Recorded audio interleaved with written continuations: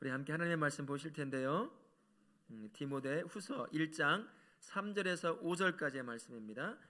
우리 서로를 향해 다시 한번 인사합니다. 예수님 때문에 행복하세요 라고 인사하겠습니다. 예수님 때문에 언제나 행복하시길 바랍니다. 예수님 때문에요. 작년 한 해 한국의 작년이라고 보기란 그 이전 2022년 한 해에 우리 한국의 출생률이 얼마인 줄 아세요? 0.78명이었습니다. 제가 찾아보니까 OECD 국가 중에서 10년째 꼴찌예요. 계속. 더 충격적인 소식을 뉴스를 통해서 들었는데요.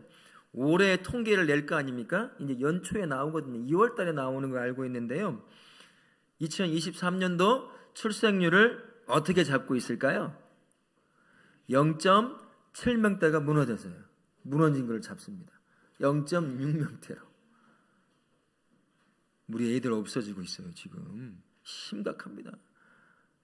우리 정영숙 집사님에게 박수의 격려를 보내줘요. 정말 대단하십니다. 너무나 감사한 사람이에요. 4명이에요. 4명.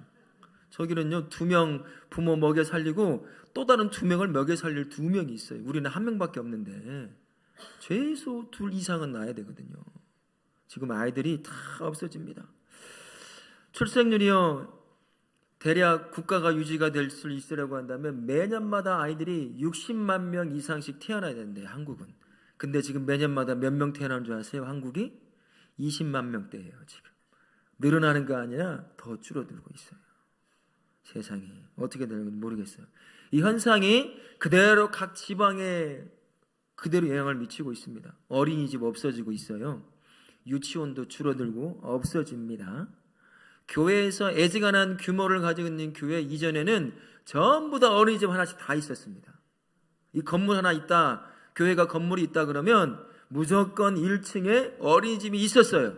그러나 한번 찾아보세요. 어린이집이 있는 교회가 이 주변에 몇 개가 있는지. 그 지역에 대형 교회, 초대형 교회 한두 개 정도 빼고는요 거의 없습니다. 싹 사라져 버렸어요. 더 심각한 문제는 소아과가 없어지고 있다는 거. 우리 아이 아프면 데리고 가야 되는데 소아과를 안 하려고요. 왜 그래요? 애들이 없으니까 진료가 없는 거예요. 그러니 소아과가 문을 닫고 있는 상태 있는 거죠. 심각합니다. 이런 현상이요 교회에 그대로 영향을 미치고 있습니다.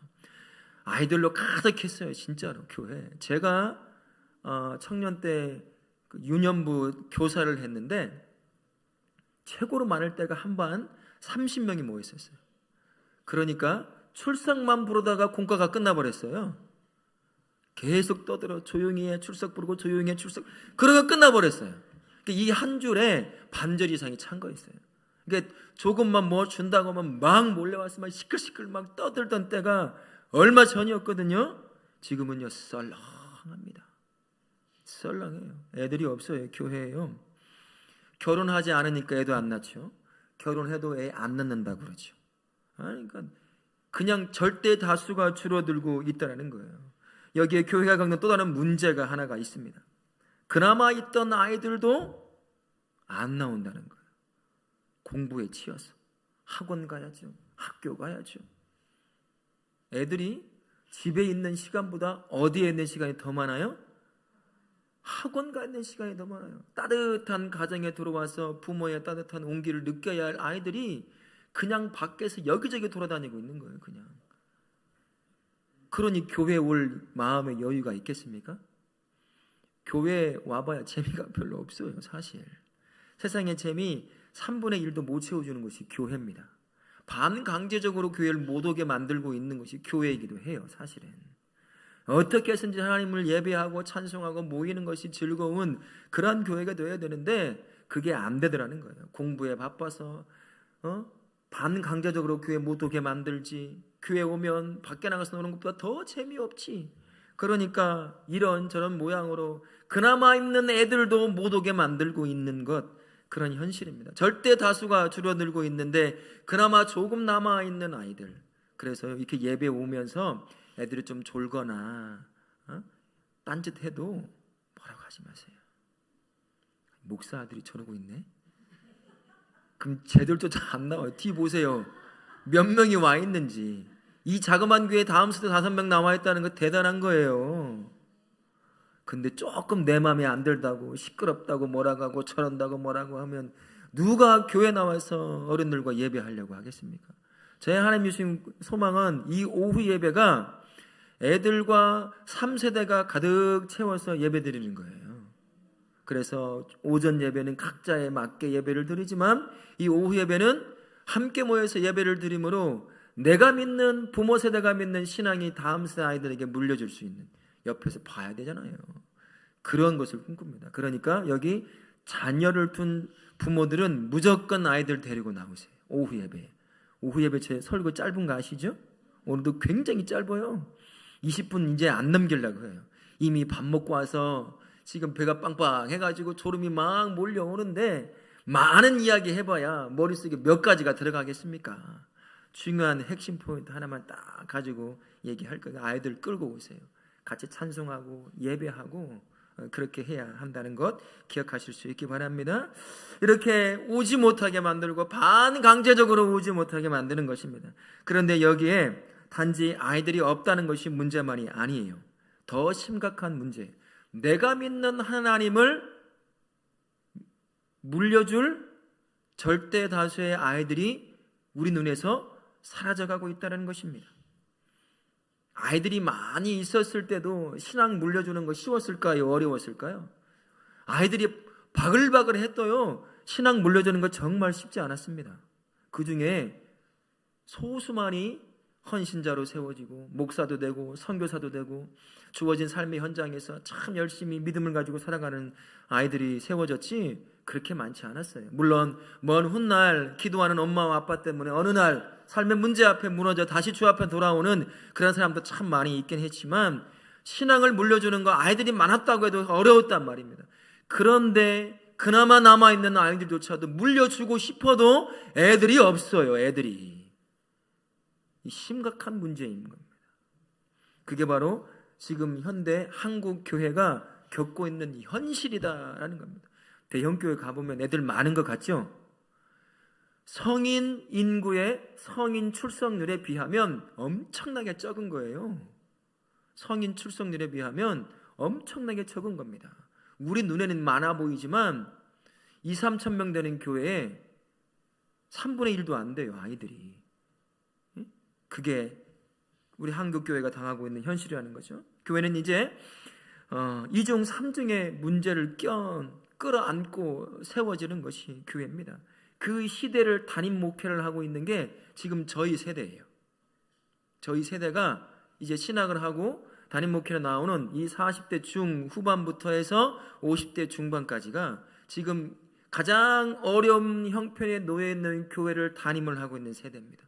저와 함께 신학을 하고 앞뒤 후배 선배를 찾아보면 거의 똑같은 형편이에요. 다음 세대가 다 없어졌어요. 다 제가 모일 때마다 물어봐요. 다음 세대 아이들 몇 명쯤 됩니까? 10년 사역을 했는데 3명밖에 안 돼요. 그 말을 들을 때마다 저는 감사했어요. 우리는 10명은 넘는구나. 청년도 10명은 넘고 감사했어요. 근데 감사로 끝나면 안 되는데 참 그런 형편에 놓여 있다는 것입니다. 이쯤 되면 어른 사람들은 이렇게 얘기해. 우리 그냥 주일학교 포기합시다. 그냥 부모 세대만 잘 믿고 그냥 사람 없으면 문 닫으면 되는 거죠. 이런 얘기를 하는 분도 혹시 있을지도 모르겠습니다. 그러나 교회라고 하는 것은 그런 곳이 아니에요. 교회는 예수님의 몸이 되는 곳입니다. 예수님의 몸이에요. 우리 눈에 보기에 열악한 상황에 놓여 있다 할지라도 교회의 머리 대신 예수님이 가만히 내버려두지 않는다는 겁니다. 그럼에도 불구하고 여전히 하나님을 예배하고자 찾는 아이들이 모이는 교회가 있다는 거예요. 이런 상황 가운데서도 우리도요 그래야 됩니다. 초등학교 바로 앞에 있어요. 도서관이죠? 바로 앞에 있어요. 아이들이 몰려올 수 있는 좋은 환경이 우리에게 주어져 있다라는 겁니다. 그래서 우리가 그 아이들을 이 자리에 끌어올 수 있는 그 마음의 준비, 받을 수 있는 준비, 하나님 우리에게 준비시키는 기간을 주시는 것 같아요. 애들이 일주일에 10명씩 몰려온다고 생각해 보세요. 우리 그거 관리할 수 있을까요? 못해요. 지금 갖다 줘도 어떻게 할지 몰라요. 사람이 없어요. 사람이, 섬길 사람이. 그러니 한 명씩 그때마다 보내주시는 거예요. 맞게, 그 형편에 준비된 거에 맞게 보내주시는 거예요. 그러니까 다음 세대를 섬길 수 있는 우리 마음의 준비가 돼야 되고, 사람도 세워질 수 있어야 한다는 겁니다. 그러면요, 하나님은 불러주실 거예요. 우리로 다음 세대 아이들에게 믿음을 물려줄 환경을 우리에게 줄 줄로 믿습니다. 그러니 주어지는 환경에 우리의 눈이, 마음이 빼앗겨서는 절대 안 된다는 것입니다. 교회는 아무런 지표나 현상에 지나치게 마음을 뺏겨서는 절대로 안 됩니다. 세상의 소리라고 하는 것은요, 언제든지 성도의 믿음을 흔들어 무너뜨리려고 하는 소리예요. 항상 그들은 논리정연하게 얘기합니다. 증거를 제시해. 야 봐라, 2023년도에 애들 0.6명 정도밖에 안 났대. 내년이면 더 줄어든대. 이런 암울한 이야기들만 말하는 곳이 세상이라는 것이에요. 사실을 우리에게 전해주지만 그것은 우리가 그대로 믿는다고 한다면, 받아들인다고 한다면 교회는 무너지는 거죠. 성도는 무너지는 거죠. 사단은 다양한 방법을 통해서 성도로 하여금 신앙에서 떠나고 교회를 무너뜨리려고 합니다. 사실이죠. 현실입니다만, 그러나 그것에 대해서 경계하고 벗어나려고 애를 쓰는 정도로만 받아들여야지, 야 이제 끝났다, 그렇게 받아서는 절대로 안 된다는 겁니다. 그 마음은 내가 이 교회를 세워간다라고 하는 교만함에서 나오는 말이에요. 예수님의 몸된 교회는 누가 살려 세우는 거죠? 예수님이 살려 세우는 거예요. 우리는 그 지체가 되어서 그분의 뜻을 쫓아 순종함으로 세워가는 그 역할, 그 역사에 동참하는 동역자일 뿐인 거예요. 내 눈에 열악한 환경처럼 보인다고 하더라도, 세상의 소리가 아무리 뭐라고 한다고 하더라도요, 거기에 마음과 생각과 영혼이 빼앗겨서는 안 됩니다. 교회는 언제든 이러한 소리에 항상 노출되어 있었어요. 어떤 시기든 교회를 무너뜨리고 성도를 무너뜨리려고 지난 2000년 동안 다양한 방법으로 교회를 공격해 왔습니다. 지금도 이런 방법으로 공격하는 거예요. 그러나 지난 2000년 동안 교회는 절대로 무너지지 않았습니다. 교회가 세워진 곳에는 한 영혼을 변화시켰고, 한 가정을 변화시켰고, 한 지역을 변화시켰고, 결국에는 한 나라를 변화시켰습니다. 그 나라가 이 나라예요. 교회 예수 없었으면요, 우리는 여전히 그 집골로 살았을 겁니다. 예수가 들어와 우리를 변화시켰기에 지금 이렇게 살고 있는 거예요. 그러나 그 감사도 모르고 더 못 가듣다고 불평하고 있는 것이 우린 거죠. 교회와 성도의 머리이신 예수님이 살아계시는 한 주님의 몸된 교회는 결코 무너지지 않는다는 것을 기억하며 사실 수 있길 바랍니다. 그래서 사도 바울이 우리에게요, 골로새서 2장 8절에 이렇게 경고하는 메시지가 있어요. 한번 들어보세요. 누가 철학과 헛된 속임수로 너희를 사로잡을까 주의하라. 이것은 사람의 전통과 세상의 초등학문을 따름이요 그리스도를 따름이 아니니라. 세상은요, 다양한 방법으로 논리 정연하고 증거가 있는 것들로 교회를 흔들어대고, 또 다양한 방법으로 박해를 하고 하는 방법으로 계속 교회를 무너뜨리려고 한다는 거예요. 논리 있게 교회 이래서 무너진다, 심지어 교회를 생각한다고 하는 그런 선교 기관에서조차도 교회의 암울한 지표를 계속 얘기해요.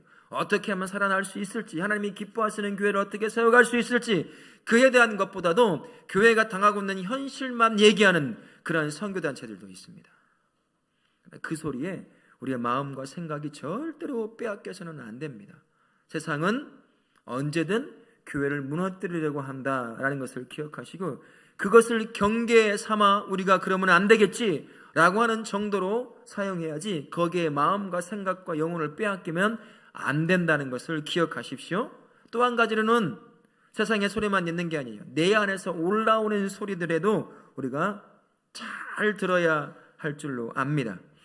사사시대 여러분 잘 아시죠? 사사기 17장 6절, 18장 1절, 19장 1절, 21장 5절, 거기에마다 빼놓지 않고 나오는 문구가 있어요. 뭐라고 말씀하시냐면, 그때 이스라엘에 왕이 없으므로 라고 말하고, 그 다음에 17장 6절과 21장 25절에서 덧붙이는 말씀이 있어요. 어떤 말씀인지 기억하십니까?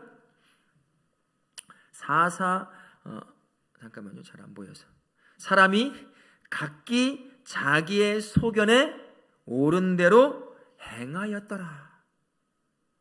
사사시기 말기 왕정식으로 넘어가기 전 그때 사사 시대에는요, 하나님께서 기름 부어 세운 왕이 없었어요. 그러니까 하나님의 뜻을 받들어서 자신의 민족을 이끌어 가질 수 있는 사람이 없었습니다. 사사가 세워짐에도 다 무너지는 일이 발생했다는 거예요. 그러다 보니 누군가에게 물어보고 하나님의 뜻을 쫓아가려고 할 수 있는 길이 없는 거예요. 그래서 어떤 일이 발생합니까? 이 마음에서 올라오는 소리들이 있다는 거예요. 그것을 듣고 행했던 시대, 그 시대가 사사 시기 말기였습니다.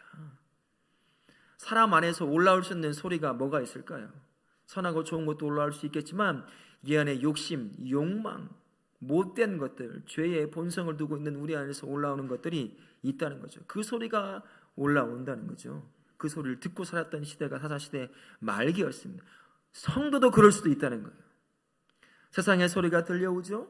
그 소리를 듣고 우리가 나름대로 해석을 그런가 보다. 야, 교회 참 어려운가 보다. 우리 교회도 아이들이 별명 몇 명 없는데 우리 교회도 위기인가? 부터 해서 다양한 것들을 듣는 거예요. 그리고 나름대로 이 안에서 올라오는 소리와 함께 해석을 해내는 거죠. 그러면서 맞다. 이제 끝난 것 같네. 더 이상 가망이 없는 것 같네. 소망이 없네. 이런 스스로의 결론을 내리는 거죠. 내 안에서 올라오는 소리에 집중해서 듣기 시작하면 이런 일이 발생한다라는 것입니다. 그러나 우리가 기억해야 합니다. 예수님의 몸된 교회는 예수님이 머리시기 때문에 예수님의 머리이신 예수님이 자신의 몸된 교회를 지켜낸다는 거예요. 하나님의 역사는요, 시간과 사건과 놓여있는 환경을 뛰어넘어 역사하는 줄로 믿습니다.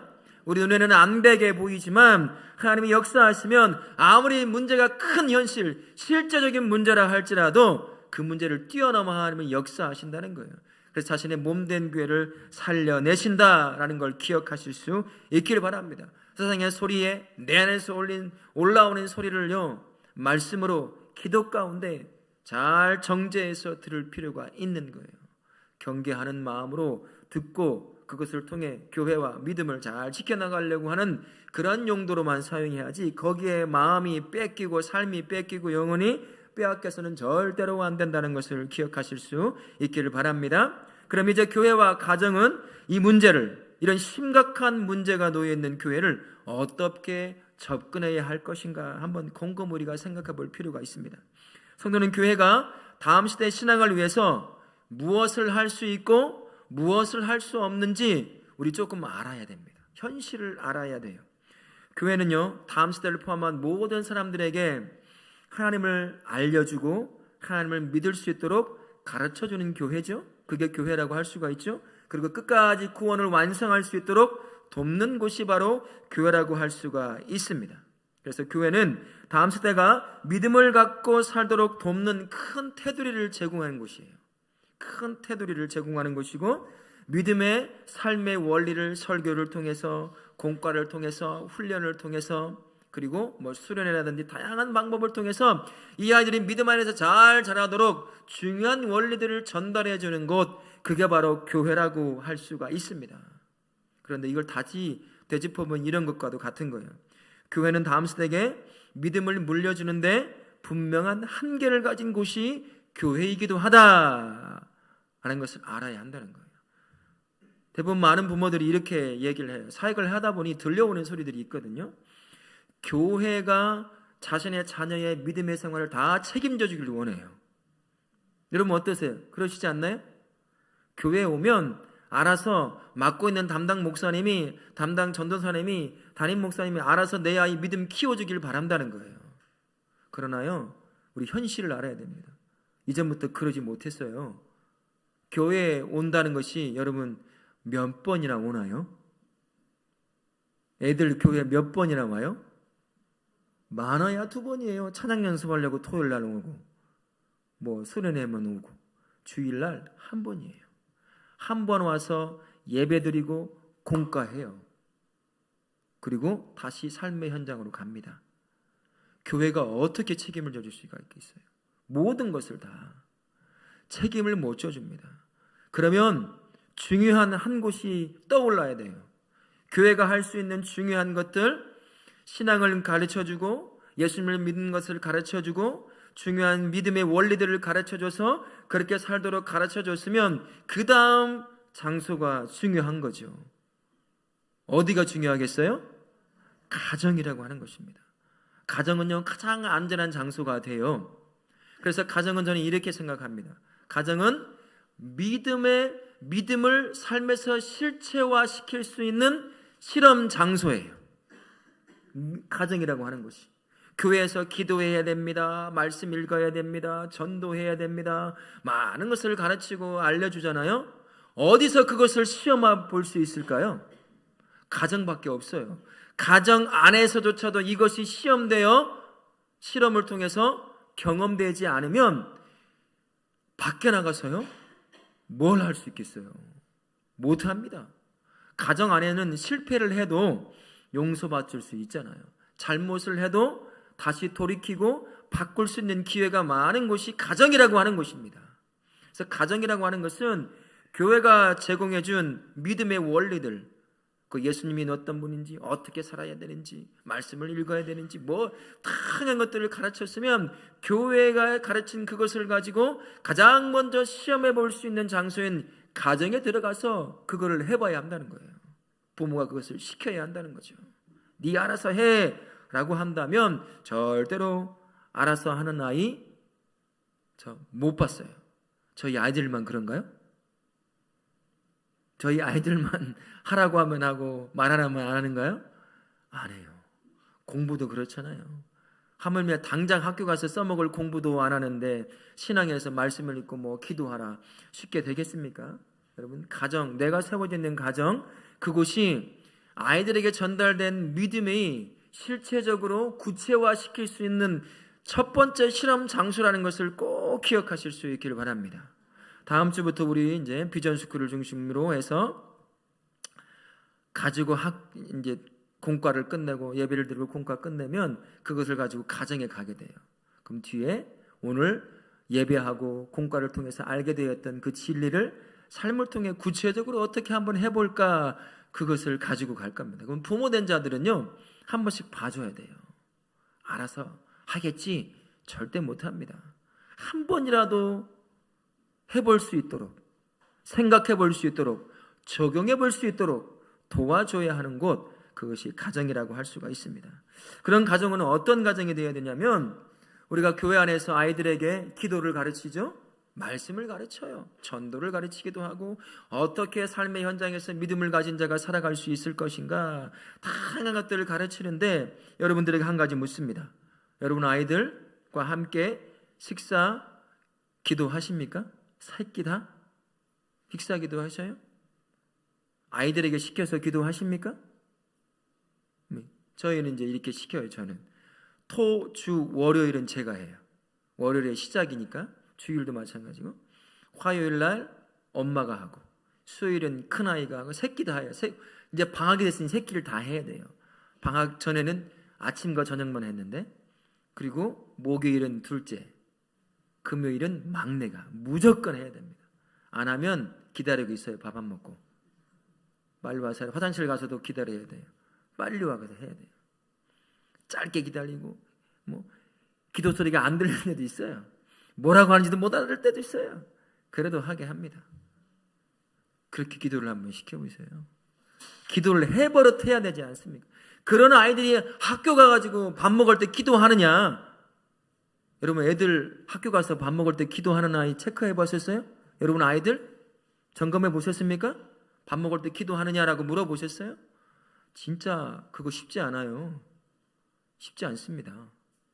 한 것처럼 흉내만 낼 뿐이죠. 가정 안에서 시험이 돼야 되잖아요. 왜 기도해야 되는지. 엄마가 먼저 보여주고 아빠가 먼저 보여주고, 그렇게 기도할 수 있도록 해줘야 한다는 거죠. 성경 읽으라고 가르쳐요. 성경 읽나요, 집에서 아이들? 제가 맥체인 성경표를 100개를 구입해 놨습니다. 저기 갖다 놨으니까요, 마음껏 가지고 가가지고 나도 읽고 애들도 읽게 하세요. 저희는 이제 하나 걸어놨어요. 1년 1독을 하면 용돈 5만 원 주겠다. 1독 할 때 2독 하면 얼마냐? 10만 원이다. 할지 안 할지 모르겠어요. 그렇게 걸어놨어요. 성경을 읽어야 되고 성경에 진리가 있다는 걸 안다고 하는 부모라고 한다면 무슨 선한 방법이 있다면 생각해 봐야 될 거 아니겠어요? 나도 안 읽어. 부모인 나도 안 읽고 있는데 애들 보고 읽으라고 하면 읽어지겠습니까? 나도 안 읽고 있죠. 맥체인 성경표 지금 오늘이 1월 7일이에요. 1월 7일째까지 동그라미 쳐져 있는 분 계셔요? 벌써 멈춘 분 계시죠? 그러면 안 되죠.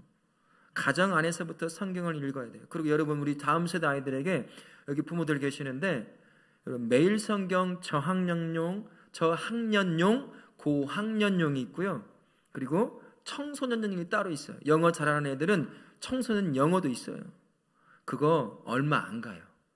사서 어떻게 해서든지 말씀 한 번 더 가까이 읽어낼 수 있도록, 그리고 한 번이라도 써보도록 꼭 여러분 그거 하십시오. 우리 주일학교 우리 부장님도 계시는데 꼭 그렇게 한번 진행해 보시길 바라요. 아이들 집에 가서 한 번이라도 일주일에 2번, 3번도 괜찮아요. 빼먹어도 괜찮습니다. 저희 아이들도요 매일 성경은 2달치거든요. 그러면 안 빼먹을 때 많아요. 그래서 작년 말에 너 11월, 12월 하루에 이틀씩 빼먹은 거 다 채워서 가지고 와라. 그러면 그렇지 않으면 용돈 없다. 그랬어요. 어떻게 해서 채우겠습니까? 읽게 하는 거죠. 한 번이라도. 목사 아들이니까 그렇게 시키겠지가 아니에요. 저는 예수 믿는 아빠로서 시키는 거예요. 내가 믿는 예수님, 우리 아이들이 믿어서 나랑 같이 천국에 있고 싶은 거예요. 그게 아빠의 마음이거든요. 나는 천국에 가 있는데 우리 애들이 천국에 없어. 얼마나 가슴 아프겠어요, 부모로서. 그러니까 가르치는 거예요. 그러니까 하게 만드는 거예요. 어떻게 해서든지 간에. 목사니까 하는 게 아니라 예수 믿는 아빠니까 하는 거예요. 예수 믿는 엄마니까. 여러분들 그렇게 하셔야 돼요. 교회가 책임져 줄 수 있는 거 정말 정해요. 차가요. 해주고 싶어도 못해요. 나는 천국에 가 있는데 우리 애들은 지옥 가 있다고 생각해 보십시오. 저도 그렇고요. 우리 성도님들 전부 다 곧 있으면 하나님 앞에 서게 됩니다. 우리에게 맡겨진 자녀들요 반드시 하나님이 물어볼 거예요. 나를 대신해 너에게 맡겼는데 너 맡겨진 자녀 어떻게 했느냐? 너 하나 믿기도 바빴냐? 반드시 하나님이 그렇게 물으실 거예요. 책임을 물으신다는 거예요. 안 되지만, 내 말대로 안 따라오지만 우리가 할 수 있는 최대한의 방법을 통해서 그나마 있는 아이들에게 내가 믿는 예수님, 나를 행복하게 만드는 예수님, 나로 하여금 영원한 생명을 주신 예수님, 그분에게 한 걸음이라도 더 가까이 가게 만들어줘야 되는 게 부모된 입장 아니겠어요? 지가 알아서 하겠지. 하나님이 알아서 하겠지. 하나님이 알아서 하겠지. 예, 알아서 하겠죠. 그러나 누구를 통해서 역사하는 줄 아세요? 부모를 통해서 역사해요. 하나님은요. 그래서 세워놓으신 거예요. 그러면 하나님이 알아서 역사하실 거면 뭐하러 부모를 세워놨겠어요? 우리 정말 경계해야 합니다. 우리 아이들에게 적어도 우리 교회에 오는 그 어떤 아이들아 하더라도 나 때문에, 부모된 나 때문에 그 아이들에게 예수님의 신앙이 물려주는 그러한 교회가 될 줄로 믿습니다. 여러분 애를 씁시다. 어떤 선한 것이 있다고 한다면 실패를 보더라도 그것이 있다. 우리 아이들에게 내가 믿는 예수를 증거해 줄 수 있는 것이라고 한다면 그게 무엇이든 애를 쓰자고요. 온 힘을 다해서 신앙을 물려주기 위해 애를 쓰실 수 있기 바랍니다. 여러분 말씀을 한번 보세요. 디모데후서 1장 3절 한번 보십시오. 우리가 오늘 읽었던 말씀. 디모데가 그의 믿음의 배경이 무엇이었는지 한번 보세요. 어떻게 되어 있어요? 뭐라고 말합니까? 내가 밤낮 간구하는 가운데 쉬지 않고 너를 생각하여, 그 다음 보세요. 청결한 양심으로 조상적부터 섬겨오는 하나님께 감사. 너희들이요 디모데가 그냥 디모데가 된 게 아니었어요. 몇 대에 걸쳐 하나님을 믿고 그에게 하나님을 전달해 준 겁니다. 그러면서요 5절 보세요. 이는 내 속에 거짓이 없는 믿음이 있음을 생각함이라.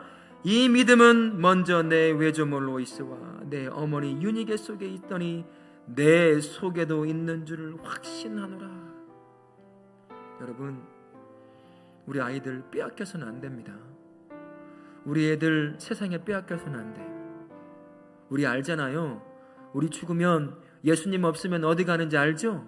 지옥 가요. 그러나 어떤 환경에 놓여 있어도 예수님이 있는 아이들은요, 영원한 하늘나라 갑니다. 목포라고 하는 것이 좀 독특한 곳이에요. 그 옛날에는 아이를 낳고 못 키우면 열차를 타고 마지막 역이 바로 목포역이거든요. 갖다 버렸대요. 그래서 고아원이 많아요, 그곳에. 어떤 아이는 곁길로 지나가는 아이들이 있지만 아무도 없는, 부모도 없는 그곳에서 유일한 부모 대신 예수님을 딱 만난 거예요. 수많은 아픔이 있었겠죠. 부모에 대한 원망도 있었지만 그 예수를 만난 아이들은 다르더라고요. 인생을 포기하지 않아요. 아무리 열악한 환경에 있어도 살아내더라는 것입니다. 좋은 부모에서 자란 아이들, 신앙이 없어 무너지는 애들 수없이 봤지만 아무런 갖춘 것 없는, 누구나 다 버린 인생처럼 여겨지는 그 아이라 하더라도 그 안에 예수가 딱 들어가니까요, 예수님이 아이를 살려내더라고요. 예수님 때문에 아이들이 살아나요. 우리 그거 물려줘야 되지 않겠어요? 아유, 안 돼. 우리가 내가 뭘 할 수 있겠어요? 여러분, 그러면 안 됩니다. 책임을 내려놓는 거예요. 올 한 해 우리 교회에 발 들어놓는 그 어떤 아이가 있다 하더라도요, 이 아이들에게 예수님 하나만 물려줍시다. 나를 행복하게 하는 그 예수님, 다른 건 못 주는 거 참 많을지도 모르겠어요. 그러나 예수님만 그 아이에 딱 들어가 준다면 우리가 신경 안 써도 돼요. 예수님이 그 아이 이끌어갑니다. 예수님이 그 아이 살려내고 그 아이 쓰셔요. 우리 모든 성도님들, 디모데와 같은 그런 아이를 키워내실 수 있기를 바랍니다. 우리 눈에는 암울하게 보이는 현실이지만 하나님께서 우리 교회를 주셨고 우리로 하여금 디모데와 같은 아이를 키워야 한다는 그 경각심을 주시는 것, 그것을 마음에 품고 이제부터 좀 늦었지만 그래도 우리 아이에게 예수님을 전해주기 위해서 내가 할 수 있는 모든 몸부림을 통해서 우리 아이들에게 예수님을 물려주는, 그 믿음을 물려주는 복된 교회요 성도 되시기를 예수님의 이름으로 축원합니다.